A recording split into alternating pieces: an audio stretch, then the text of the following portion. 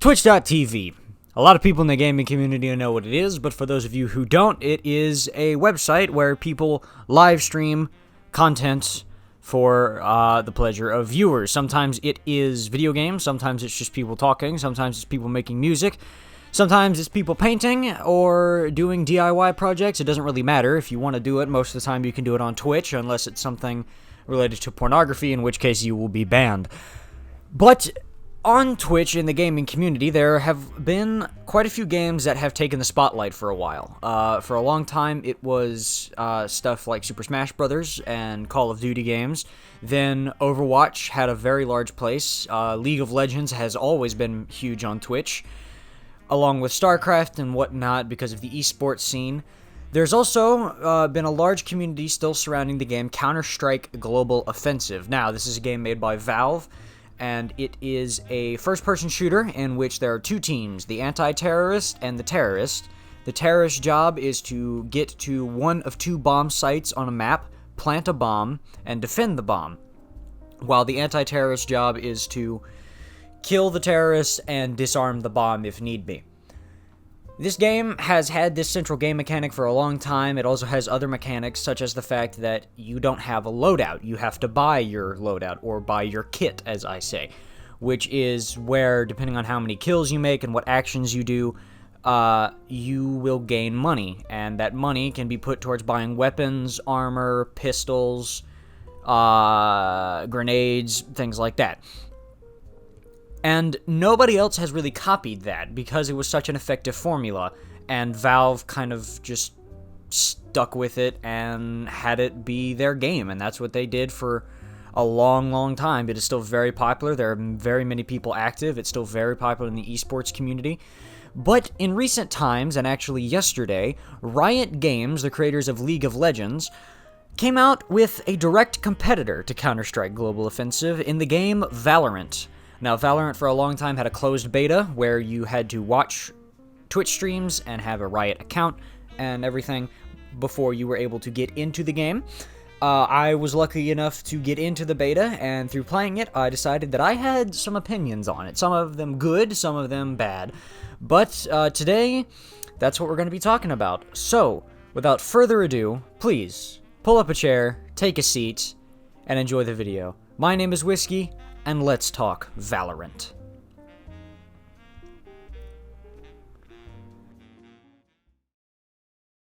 So, like I said before, Counter-Strike Global Offensive has been a very big thing in the gaming community. It hasn't gone away. It has had some controversy as far as hackers and whatnot, but it has really just stayed the course. And the fact that somebody is competing with it after all of these years is a pretty big deal. Riot Games is known for League of Legends. That is their big game, and it is a massive online battle arena game, also known as a MOBA. It popularized that sort of gameplay with its signature characters, all with distinct abilities, and the ways to level up and get a kit in the game by buying different artifacts and items and whatnot. It was very popular in the esports community. It is one of the most popular games in the United States, as well as over in Korea, where esports is pretty much is bigger than actual sports in Korea. That League of Legends and StarCraft are the two big games over in Korea, along with games like Overwatch and whatnot. But Valorant, what makes it different from Counter-Strike, right? Well, here's the thing. Counter-Strike is a very realistic game. Counter-Strike is a very tactical game. The whole thing with Counter-Strike is that you have a group of anti-terrorists versus a group of terrorists, right? And as I stated before, the terrorists have to kill the anti-terrorist or disarm a bomb. The terrorists are trying to plant a bomb at one of two bomb sites, or they can just play it a different way and kill the anti-terrorist, but all of this has to take place within a certain time limit. Valorant is the same basic gameplay formula, but with verticality, right? Here's the thing about Counter-Strike. Counter-Strike takes place most of the time on 2 feet on the ground. You don't really get up in the game. There are areas where you can jump on top of boxes and you can get to somewhat of a high ground over the people that you're fighting, but most of the time it's taking place on the ground, where you're using cover and whatnot to survive, so that way you don't get shot by terrorists, right? Or as terrorist, you are using cover on one of the bomb sites, so that way the anti-terrorist can't hit you. Here's the thing about Valorant. Valorant is team-based to the point where everybody has abilities. It took the combination of League of Legends characters and abilities and signature styles and combined it with Counter-Strike's gameplay and kit building and whatnot. Because Valorant has the exact same way to acquire guns. The more that you do, the more money you earn, therefore you can buy better guns or different guns. They have the same thing as Counter-Strike, where you have pistols, you have shotguns, you have submachine guns, also known as SMGs, you have heavy machine guns or light machine guns, depending on which one you play, and you have assault rifles. Now, all of these, you can buy whichever one you want as long as you have the money for it. They all have different strengths and they all have different weaknesses. Now, for those of you who have played Counter-Strike, I've clocked about 20 hours in the game, if I remember correctly, but for those of you who have played Counter-Strike for a while, you'll know that one of the things that sets it apart from other shooters is, especially first-person shooters, is the lack of an aim button. In Counter-Strike, you do not aim down the barrel of the gun. You have a crosshair, and that is what you use to aim. And the crosshair, depending on, you can have it set to be dynamic, to where if you're moving, the crosshair will extend outwards in all four directions, meaning that your accuracy is not as good as if you were standing still and crouching. That is the best way to get accuracy in the game. And if you jump, then it gives you even less accuracy. If you walk, you can move and have more accuracy. A whole lot of different things, all focused around making your crosshair as tight as possible so you can hit your shots as easy as possible. Also, a big thing in Counter-Strike is recoil control. For instance, the AK-47 is a very popular gun in Counter-Strike Global Offensive. It is used on the terrorist team, and it is very powerful if used well. One of the problems with it is that after you fire about 4 shots, the recoil becomes off the charts, and it is very difficult to control. Recoil is one thing, because recoil makes it to where your bullets will no longer fire where you aim, they will fire up, right? Because if you are to shoot an actual gun, there will be recoil causing it to kick into your shoulder and elevate the barrel of the gun. No problem there. There is also something to be said for the fact that the more you shoot in one continuous burst of fire, the larger your crosshair becomes and the larger the spread of the gun becomes, meaning larger the area that the bullet can travel in, right? So whenever that happens, it becomes very... So whenever you have a game that has that sort of mechanic, it becomes a whole lot more about tactical use and skill than it does necessarily about what weapon you're using. Because there are people who use submachine guns that can outplay people that are using AKs because they've just learned a way around an AK-47, or they've just played with submachine guns for so long that they've learned to work around other kits. Same thing with the pistols. There is the Desert Eagle, which is a very popular pistol in the game. It's what a lot of people buy in what is known as the pistol round, which is every match starts out with the first round of every match, people start with pistols. And you can buy a pistol if you have with the money that you're given, or you can just use the basic pistol and use it as a way to get money, so that way you can start off with a better weapon next round. One of the things that is very popular in Counter-Strike is in pistol round, which is what they call it, is to buy a Desert Eagle. For those of you who don't know, a Desert Eagle is usually a 50 caliber pistol, right? A 50 caliber is a very large bullet, and in Counter-Strike, it has a large amount of recoil. If you fire the Desert Eagle twice consecutively, your recoil pattern will be so large that you will be way above your target, because that's just the nature of the gun. That's how they programmed it. I have no problem with it. It's a very large gun. You have to learn how to control the recoil.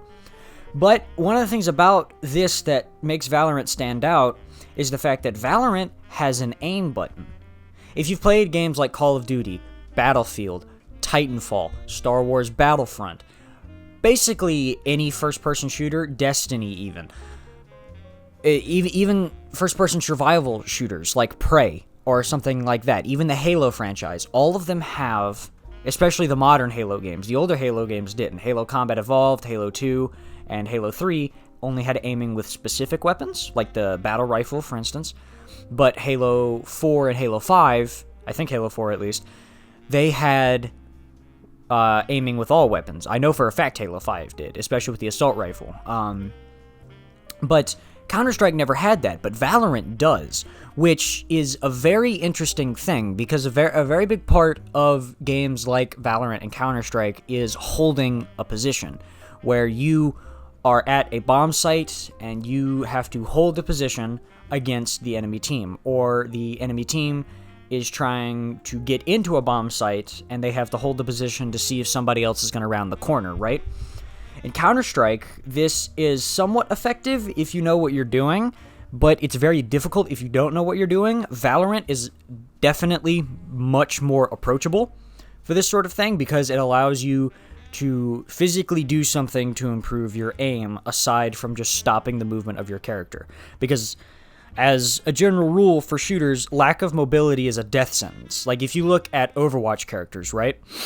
Take McCree, for instance. McCree has pinpoint accuracy with his revolver, right? But he has the slowest movement speed in the game for the attacking characters, and he has the loudest footsteps in the game. So you can usually hear where he is, and he is one of the slowest characters for attacking. So he's easy to immobilize and to hit because he's not moving very fast. The faster a moving target is, the harder they are to hit, right? That's why a lot of people don't like McCree, and a lot of people think that Blizzard, the people who make Overwatch, have a bias against McCree. But one of the things that is very interesting about Valorant is that you can sacrifice your movement speed for a huge boost in accuracy. Counter-Strike had some of that, but in my opinion, the boost in accuracy that you would get wasn't enough and wasn't worth sacrificing the movement speed, right?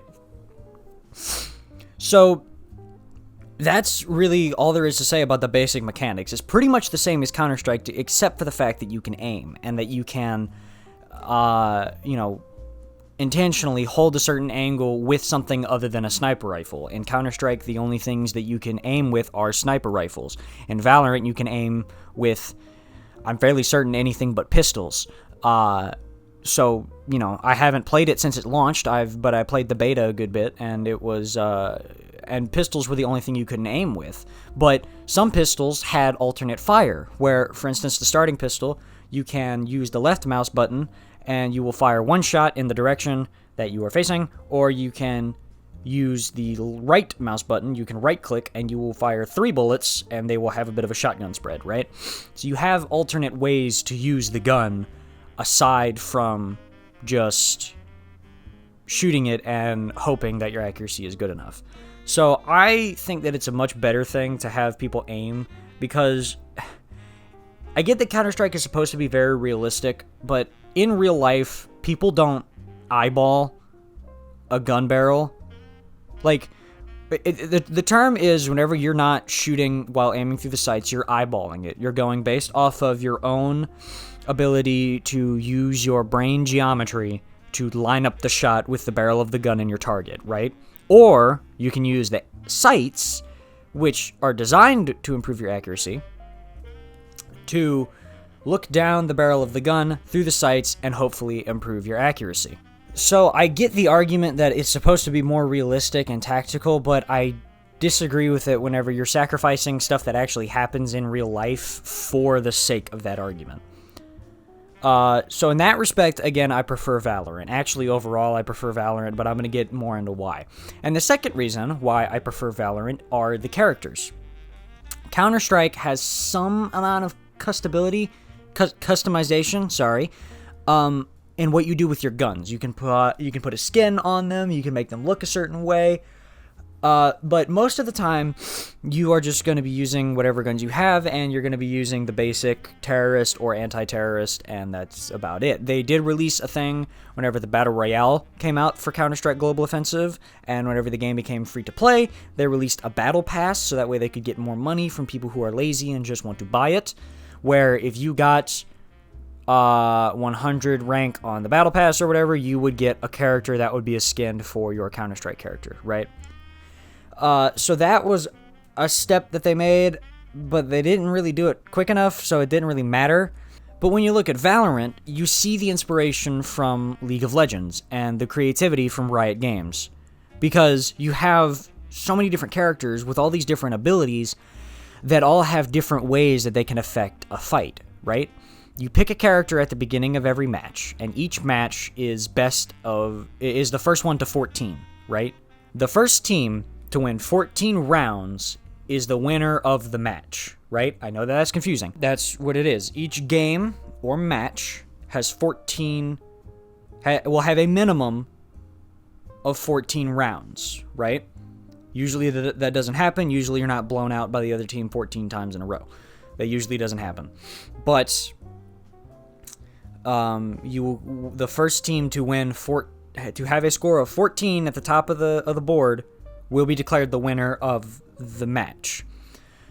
So, but the thing about Valorant that sets it apart from a lot of other first-person shooters is the fact that it is all very tactical but very imaginative, right? If you look at Overwatch is a game that is a lot about team building and having a good team in order to counter what you're going up against. That was the main idea of Overwatch, was you pick your hero, and then if somebody counters your hero, you can go and switch your hero to counter them back, right? You can constantly be changing who you're playing as and what kind of playstyles you're going for. They released a change to the game that got rid of that in the main gameplay mode, where you pick what type of character you want to play. You can either play a support character, a tank character, meaning that you have more health but less damage output, or you can play an attack character, meaning that you have less health, higher damage output. Support is usually lower damage output, but you can heal people and give people strength to their attacks and whatnot. So Overwatch then relegated the original mode of pick whatever hero you want, whatever time you want, to a subsection of the game, where it's now not played as much because a lot of people think that you have to do it a certain way. But League of Legends is a game that's centered around heroes and abilities and ways that you can play a certain way to have a certain effect with your team, right? Based on the abilities you choose, not the weapons you choose. Valorant does the same thing. For instance, the character that I play most often, I don't remember his name, I just remember that he's the guy with the bow. His whole deal is that his bow can do a multitude of different things. He can pull a Hanzo, that's his ultimate. He can pull a Hanzo where he just charges an arrow and he shoots it through walls and it can damage enemies. Or what you get every match is you get an arrow that is a sonar arrow. Again, like Hanzo, you shoot it, it sticks to a surface, and then it does a sonar pulse and it shows you the outline of a character, right? Here's why that's a good thing, okay? In a game like this, the matches are very fast-paced, and where you hit the enemy matters a lot. They take less damage, and shooting for center mass and whatnot is a very big deal whenever you're playing a game like this. So, it outlines the character in such detail that it shows you exactly where each body part of the character is. So you know that if you need to round a corner and there's a person there, you can put your reticle where their head would be, and then around the corner and usually get a headshot, right? And a headshot is an instant kill. So very useful things that you can do with that. But there's also the downside of if you shoot it and somebody destroys it, then you don't get the sonar anymore, right? So then you don't know where people are. But that's not the only character that's super inventive, because you can also alter the characters to play the way you want to. There was a comparison I made to one of my friends between Junkrat and the explosion-based character in Valorant. There's an explosion-based character in Valorant, I don't remember her name, but one of the things that she has are little packs of explosives, right?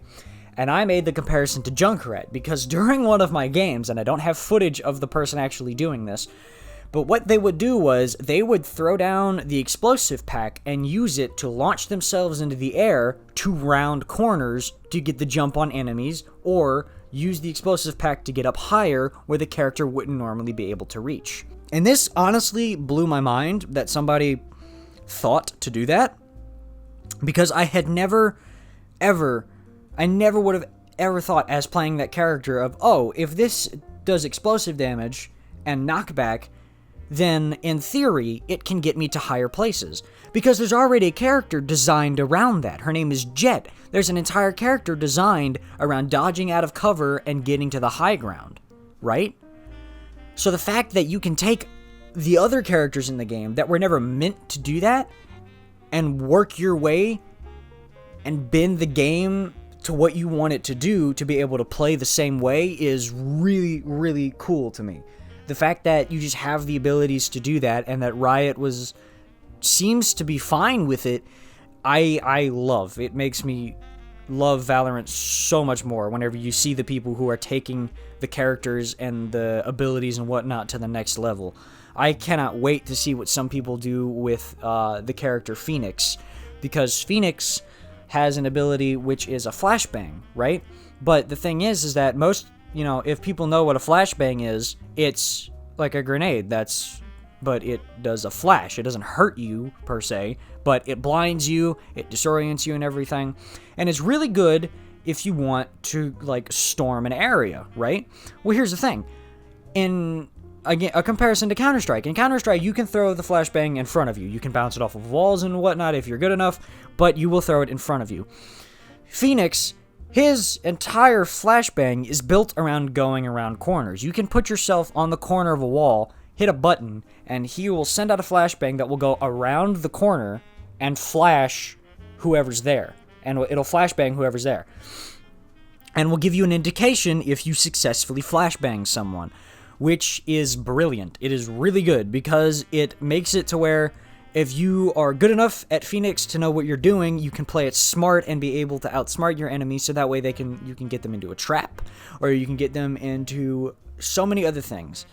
Not to mention the character, I believe her name is Viper, and she is entirely based around poison, around doing area of effect poison damage. One of her abilities creates a wall of little devices that if you activate it, it just creates a wall of poison that if people walk into it, it hurts them.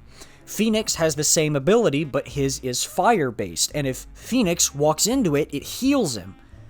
A whole new level of verticality and things to think about have been brought into Valorant just because Riot took the time to make original characters and original abilities, that it just puts it so high above Counter-Strike that I genuinely think that it will be better than Counter-Strike. Because Valorant is also free to play. As of recording this, it is June 3rd. Valorant launched on June 2nd. So if you guys are watching this video and you have an interest in it, please go check it out. It is a really great game. I'll put my Riot ID down below in the description, and you guys can go and find me, and maybe we can play a game at some point. But yeah, Valorant is definitely worth your time. It is a very, very well-crafted game. Riot has gotten a lot of flack in the past, but it is a very, very well-made game. You can tell that there's a lot of passion in it because a lot of the mechanics are well thought out and implemented, and every map is centered around being able to do that, around being able to use your abilities in effective ways. So yeah, that's my 2 cents on Valorant. I'm very pleased with it. I'm actually gonna go play some in a bit. So yeah, that's really all that I gotta say about it. I mean, it's just a good game. So if you guys enjoy it and you guys have gone and checked it out, please let me know in the comments down below, because that would really let me know that I'm actually spreading a good message. But yeah, that's all that I have for you guys today. If you guys enjoy the video, please drop a like on it. It would really help me out. It lets me know that what I'm doing is a good thing. If you guys like the content that I make, please subscribe to the channel. It would, again, let me know that what I'm doing is a good thing. And go ahead and hit that notification bell so that way you will never miss the next time I upload a video, because my upload schedule is not constant. I'm graduating high school soon. Officially, I already have the diploma and everything, but, formally and officially I will be graduating soon, so that's exciting. But, so yeah, that's all that I got. Thank you guys for watching, and my name is Whiskey. I'll see you guys in the next one. Bye.